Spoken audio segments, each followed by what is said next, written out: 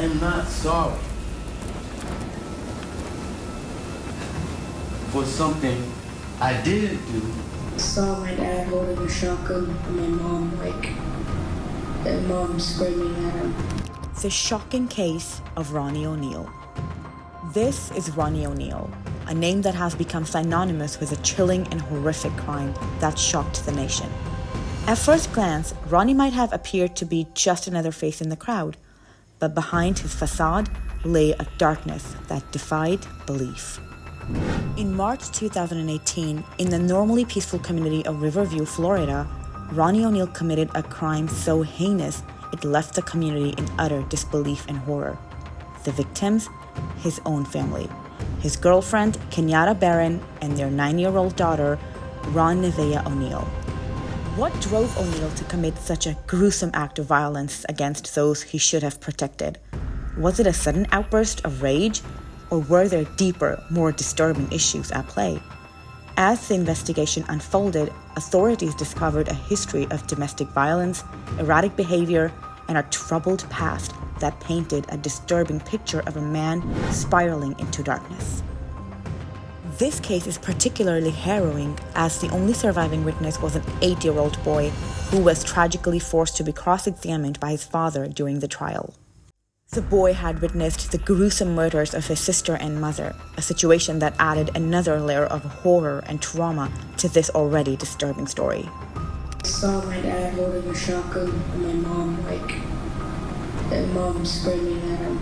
Ronnie O'Neal III, born on July 27, 1988 in Tampa, Florida, faced the challenge of not knowing his biological father who struggled with bipolar disorder and schizophrenia. Raised in a Christian household by his stepfather and step-siblings, Ronnie was actively involved in his local church, where he showcased his musical talents as a member of the choir. Despite a relatively stable upbringing, Ronnie struggled academically at East Bay High School. However, he remained active in extracurricular activities, excelling as a football player and participating in the Reserve Officer Training Corps, ROTC. After graduation, he pursued a military career and attempted to join the U.S. Marines, but faced multiple setbacks due to difficulties passing the entrance requirements. When his aspirations of joining the Marines didn't materialize, Ronnie turned his focus to music, beginning to write hip-hop tracks. He later met Kenyatta Barron, and their relationship blossomed into a romance. In 2009, the couple welcomed a daughter, RonnieO'Neal, who was later diagnosed with severe autism. A year later, the couple welcomed their second child, a baby boy named Ronnie O'Neal IV, whom the family affectionately called Little Ronnie. The siblings were very close in age and even closer in their relationship. It was said that little Ronnie had a special way of communicating with his non-verbal sister, RonnieO'Neal. In 2016, Ronnie and Kenyatta separated, and Ronnie began dating someone new. The following year, in 2017, Ronnie became a victim of a random drive-by shooting that left him hospitalized. His injuries were so severe that his heart stopped multiple times during surgery. After being discharged, neither his girlfriend nor his family allowed him to stay with them out of fear he might be targeted again. However, Kenyatta, despite her mother's objections, felt sorry for Ronnie and offered him a place to recover. Kenyatta's mother was concerned, believing her daughter's life was on a positive trajectory with Kenyatta attending college classes.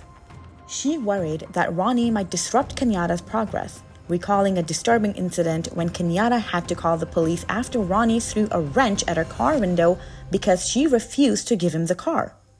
Around this time, Ronnie publicly embraced Islam, identifying himself as a member of the Nation of Islam on social media. On March 18, 2018, the tragic day of the incident, the Hillsborough Sheriff's Office received a chilling 911 call at exactly 11:43 p.m. from an unknown woman pleading for help.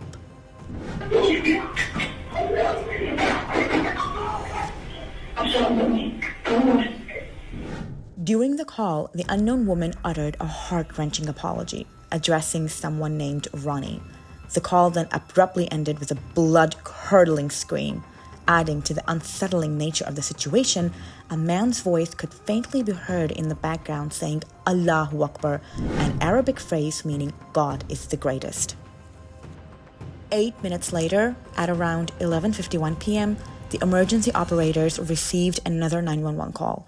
This time, it was from a man who claimed to have been attacked by what he referred to as a white demon. Hey, I just been attacked by some white demon inside Kiki. He went on to accuse Kenyatta Barron of trying to hurt him and attempting to take his life, forcing him to defend himself. He provided the dispatcher with the address where the incident had occurred. Meanwhile, Kenyatta's next-door neighbor's fiancé, James Gray Jr., who was visiting, heard screaming and loud banging. Concerned, he told his fiancée and her daughter to stay inside and call 911 while he went to check on the situation. As he stepped outside, he saw Kenyatta's front door open, with smoke and blood spattering the walls in the entryway. Kenyatta was lying face down and motionless on the ground, with Ronnie standing over her. James recalled Ronnie shouting, "You don't understand," while repeatedly yelling Allahu Akbar.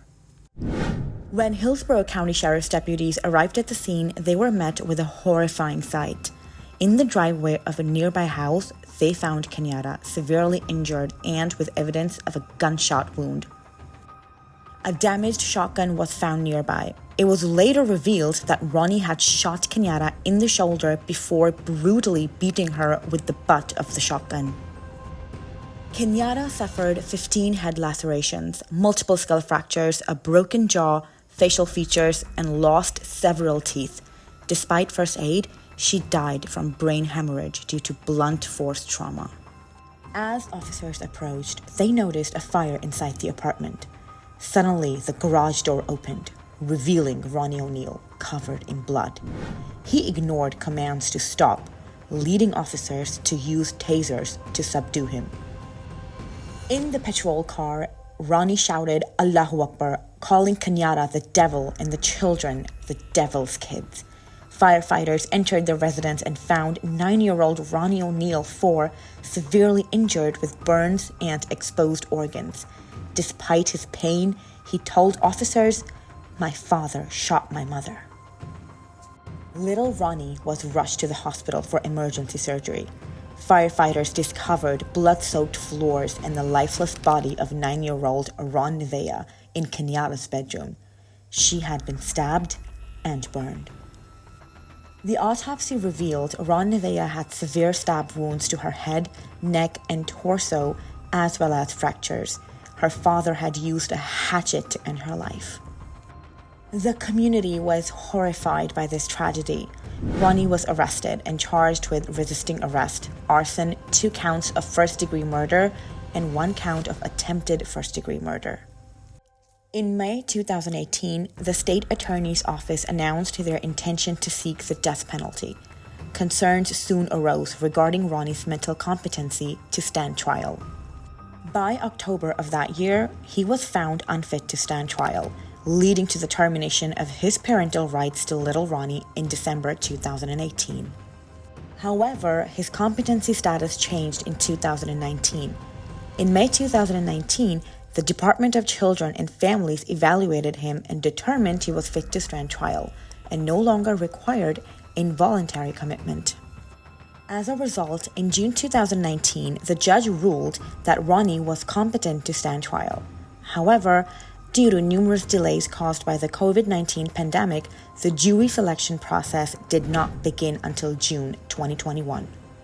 During the trial proceedings in 2021, Ronnie made a statement on June 8, 2021, expressing his acceptance of the death penalty, stating that those who committed such crimes deserved such a sentence.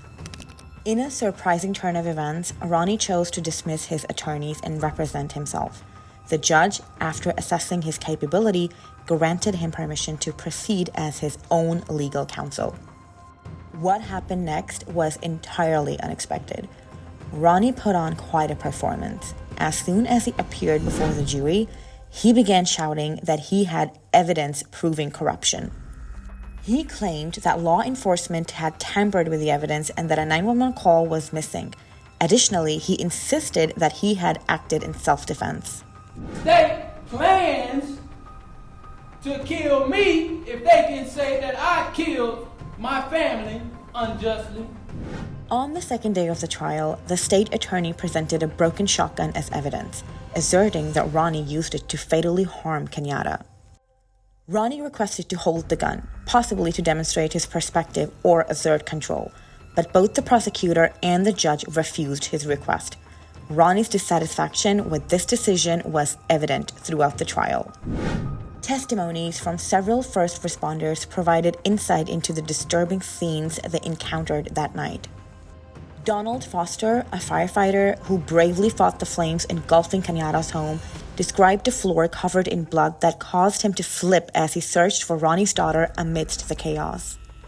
Since the attack on March 2018. One of the most dramatic and unsettling moments of the trial occurred when Ronnie, representing himself, chose to cross-examine his own son, little Ronnie, who was just 11 years old at the time. It was deeply distressing for little Ronnie to face the man responsible for the death of his mother and sister. Despite his young age, little Ronnie had bravely testified as a crucial witness for the prosecution, with his service dog by his side. How you doing, Ronnie? Good. It's good to see you, man. Good to see you too. Little Ronnie recounted the events of that night in harrowing detail. He testified that he had seen his parents arguing about religion. Ronnie wanted Kenyatta to convert to Islam, but she refused. During the argument, Ronnie was holding his shotgun. Kenyatta fled to Ron Nevea's bedroom to hide in the closet. Ronnie ordered little Ronnie to walk around the apartment while chanting Allahu Akbar and instructed him to kill his mother. He forced little Ronnie to hold the shotgun with him while he fired it, though it was unclear if that bullet killed Kenyatta. The confrontation continued until Kenyatta managed to escape and ran to a neighbor's driveway. Ronnie followed her, shot her in the arm, and then severely beat her with the butt of the gun, leading to her death. Ronnie then went to the garage, retrieved a hatchet, and dragged little Ronnie to Kenyatta's room. There, little Ronnie witnessed his father strike his sister with the hatchet in the back of her head, neck, and face. He saw Ronnie attempt to burn her body with a lit tissue before turning his attention to little Ronnie. Ronnie held him down on the floor, trying to set him on fire as well. Little Ronnie managed to escape to the kitchen, where Ronnie grabbed a kitchen knife and repeatedly stabbed him in the abdomen. During the cross-examination, Ronnie questioned little Ronnie's accuracy and truthfulness about the events. When Ronnie asked if he had been hurt that night, little Ronnie firmly replied, "Yes, you stabbed me," defying any attempts to intimidate or coerce him. Hurt you that night of this incident? Yes. And how did I hurt you? You stabbed me. It took extraordinary courage for little Ronnie, just 11 years old, to testify. He showed remarkable composure as he recounted the horrific events of that night, and it's hard to imagine the turmoil he must have felt. Throughout the trial, Ronnie focused heavily on cell phone records and the alleged missing 911 call. When it was his turn to address the jury, he began yelling, claiming that his son's statements were inconsistent and accusing the Hillsborough County detective of coaching his son. This outburst demonstrated just how aggressive Ronnie could be.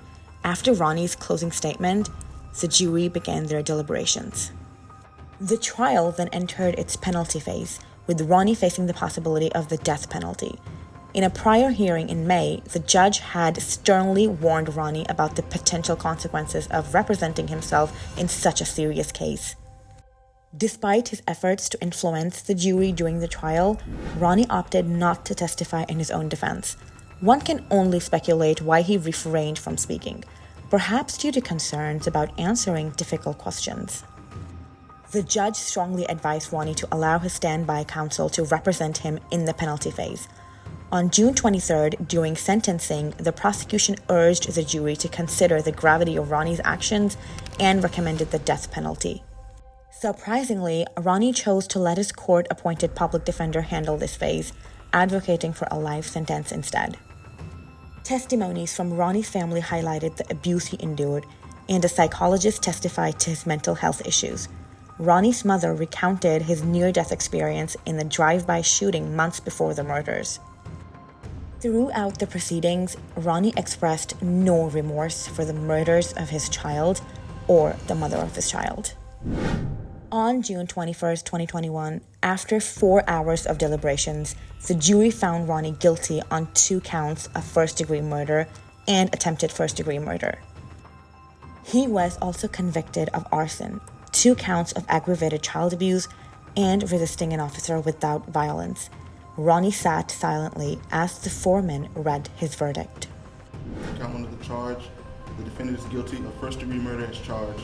The defendant did actually possess and discharge a firearm causing death. What he done, a man would do, a coward would do. I am not sorry for something I didn't do. Amid this tragic case, a beacon of hope emerged through the compassion of Hillsborough County Sheriff's Office Detective Mike Blair. Moved by the severity of the situation, Detective Blair visited little Ronnie in the hospital and brought him gift items. Feeling a deep connection and a strong desire to support him, the Blairs decided to welcome little Ronnie into their family. Tonight, we introduce you to the little boy who survived that horrific night and is now thriving with adoptive parents who brought him into their home. We were planning to go on a date night that night, and I said, hey, instead of doing date night, do you mind if we go watch a movie with this kid? With 5 other children, the Blairs embraced Ronnie wholeheartedly, demonstrating incredible kindness and generosity. Ronnie made one statement, reflecting the family's mantra: I am safe, I am loved, and I am part of this family. Through the compassion and commitment of Detective Mike Blair and his family, Ronnie found a new home filled with love, support, and the promise of a brighter future. One of the best moms and dads, they take care of me. If that doesn't bring a tear to your eye, I'm not sure what will. How does one recover from witnessing their father gruesomely kill their mother and sister? I'm interested in hearing your thoughts on this case. Why do you think Ronnie attacked his family? Could this have been a result of PTSD from a drive-by shooting that occurred months earlier? If you're craving more thrilling stories and unexpected twists, hit that subscribe button and ring the notification bell. Please like and subscribe. It really helps us to bring you more stories like Ronnie O'Neal's. See you on the next one.